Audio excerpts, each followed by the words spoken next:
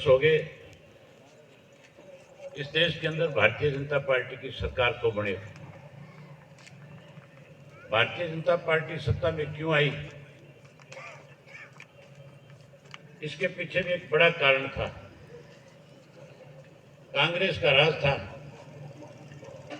सरदार मनमोहन सिंह देश के प्रधानमंत्री थे और उस कांग्रेस के राज में भ्रष्टाचार के इतने बड़े बड़े मामले सामने आए कि देश का हर नागरिक जो है इस बात को महसूस करने लग गया कि कांग्रेस देश के विकास के बजाय देश को लूटने में लगी हुई है। हालात इस किस्म के हो गए थे कि पूरी दुनिया में देश की बदनामी हो रही थी। लोगों ने एक फैसला कर लिया था कि अब की बार लोकसभा का जब चुनाव आएगा तो हम कांग्रेस को सत्ता से बाहर करेंगे। लोगों का मन बन चुका था। चुनाव आने से पहले भारतीय जनता पार्टी की तरफ से नरेंद्र मोदी जी को प्रधानमंत्री का उम्मीदवार बना दिया गया और मोदी जी ने देश भर में घूम करके लोगों के साथ बहुत बड़े बड़े वायदे किए। इस तरह के वायदे थे कि हर व्यक्ति उन वायदों से प्रभावित होता था। हर आदमी ये मान के चलता था कि मोदी द्वारा किए गए वायदे अगर पूरे कर दिए गए तो देश का हर नागरिक जो है खुशहाल हो जाएगा। साथियों, वायदा किया था मोदी जी ने कि कांग्रेस के राज में जो धन लूट करके विदेश के बैंकों में जमा कराया गया उस सारे पैसे को वापस लेकर के आएंगे और लोगों से वायदा किया था कि हर आदमी के खाते में 15-15 लाख रुपया जमा करा देंगे। वायदा बहुत बड़ा था। हर आदमी ये मानता था कि अगर ये वायदा पूरा हो गया तो तेरे घर में भी खुशहाली आएगी। दूसरा वायदा किया किसान के साथ, एमएसपी का कानून बनाऊंगा, स्वामीनाथन की रिपोर्ट को लागू करेंगे, 2022 में किसान की फसल के दाम 2 गुना कर देंगे। ये भी छोटा वायदा नहीं था। स्वामीनाथन की रिपोर्ट अगर लागू होती है तो फिर किसान की फसल के दाम हर साल बढ़ेंगे। एमएसपी का अगर कानून बनता है तो फिर किसान की फसल के दाम कभी कम नहीं हो सकेंगे। ये वायदा पूरा करने की बजाय मोदी जी ने 3 काले कानून बना दिए थे, जिसके बारे में मेरे पहले बोलने वालों ने जिक्र किया होगा। ऐसे काले कानून थे, अगर वो लागू हो जाते तो देश का किसान बर्बाद हो जाता। देश के किसान की जमीन कॉर्पोरेट हाउस के बड़ी बड़ी कंपनियों के हाथों में चली जाती। हमें अपनी जमीन में नौकर के रूप में काम करके गुजारा करना पड़ता। 13 महीने आंदोलन चला और उस आंदोलन में 750 से ज्यादा किसानों ने शहादत दी।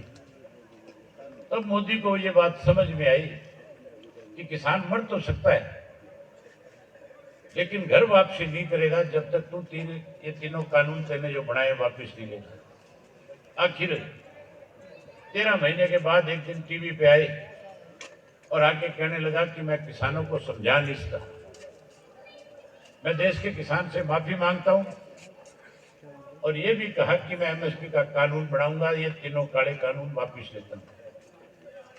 किसान ने फिर मोदी पे विश्वास किया, आंदोलन समाप्त करके वापस अपने अपने राज्यों में अपने अपने घरों को चले गए।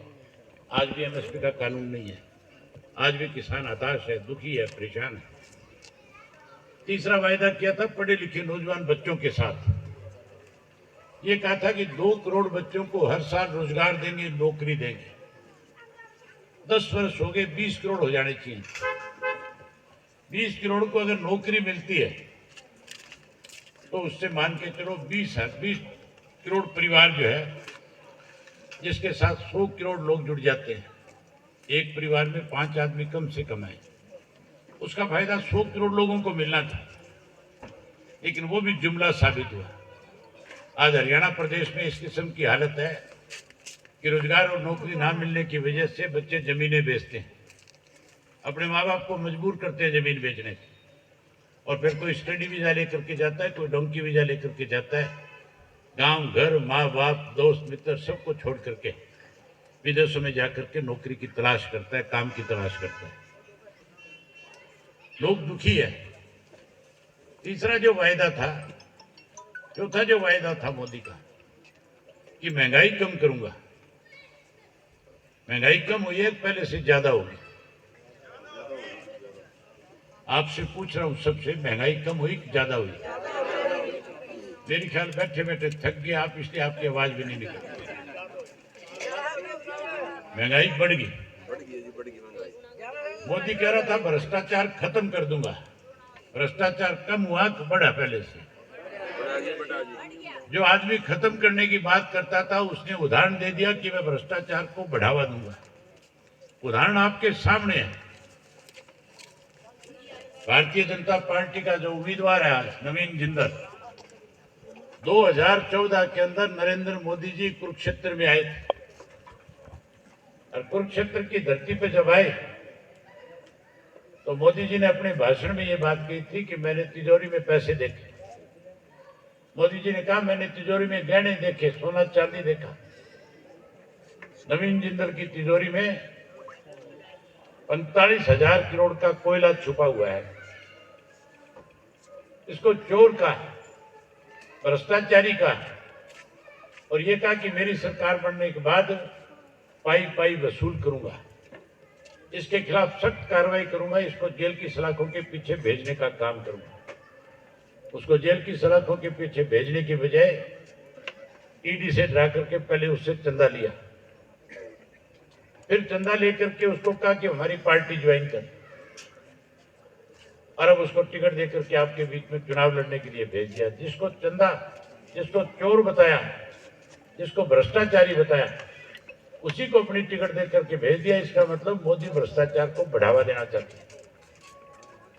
जहां भ्रष्टाचार बढ़ गया वहां कानून व्यवस्था खत्म होगी, अपराध बढ़ गया, नशा बढ़ गया, किसान दुखी है, मजदूर दुखी है, व्यापारी दुखी है, कर्मचारी दुखी है। हर व्यक्ति मोदी की सरकार को बदलना चाहता है। आप भी चाहते हो कि नहीं चाहते हो बदलना? चाहते हो तो दोनों हाथ खड़े करो मेरे साथ कि बदलना चाहते हो। आप भी बदलना चाहते हो। अगर सरकार बदलनी है तो फिर सोच भी बदलनी पड़ेगी। सोच इसलिए बदलनी पड़ेगी कि आज हमारे बीच में जो चुनाव लड़ने के लिए लोग आए हुए, चाहे वो कांग्रेस से चाहे आप पार्टी से, दोनों ऐसे व्यक्ति हैं जिसके आपके साथ कोई सीधा संबंध नहीं है। दोनों के दोनों बहुत बड़े व्यापारी हैं। दोनों राजनीति में रह करके लोकसभा राज्यसभा का मेंबर बनकर के अपना व्यापार बड़ा करना चाहते हैं। इस देश को दोनों हाथों से लूटना चाहते हैं। साथियों, 10 वर्ष तक नवीन जिंदल इस प्रदेश का, इस कुरुक्षेत्र का 10 वर्ष सांसद रहा। मैं 450 से ज्यादा गांव में जाकर के आऊं, शहरों में और कस्बों में भी लोगों से मिला हूं, मीटिंगें करके आया हूं। 500 से ज्यादा मीटिंगें अब तक कर ली मैंने सब जगह लोगों से खुल करके पूछा कि नवीन जिंदल 10 वर्ष सांसद रहा आपका, कांग्रेस की सरकार थी, केंद्र में भी कांग्रेस की सरकार थी, प्रदेश में भी कांग्रेस की सरकार थी। 10 वर्ष में जिंदल कभी किसी एक गांव में नहीं गया, कहीं कोई डेवलपमेंट का छोटा मोटा काम नहीं करवाया। आपके शांति नगर में आया कि नहीं आया 10 साल में? कभी 10 वर्षों में शांति नगर में भी नहीं आया। कोई एक व्यक्ति ऐसा यहाँ पे बैठा हो जो ये खड़ा होकर के कह सके कि मेरे पास नवीन जिंदल का संपर्क है, मेरे पास नवीन जिंदल का टेलीफोन नंबर है? कोई है एक आदमी ऐसा? उसकी मां पे भी कौन है जी? पिछले दिनों एक वीडियो वायरल हुआ था। एक यूट्यूबर जो है सावित्री जी जिंदल, जो उनकी माता श्री है, यहाँ पे उनके लिए प्रचार में आई हुई थी,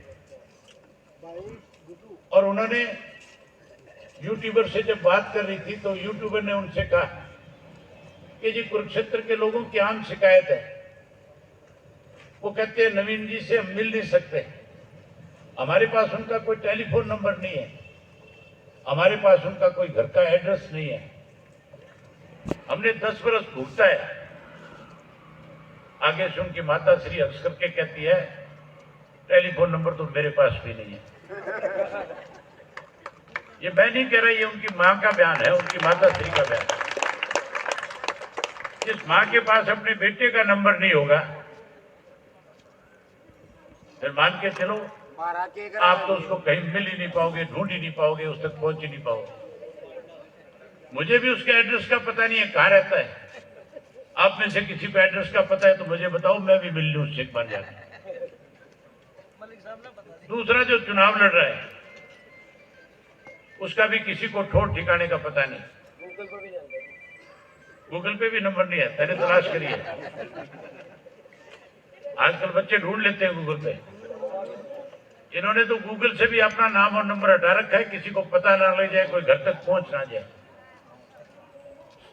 10 साल हुड्डा मुख्यमंत्री रहा,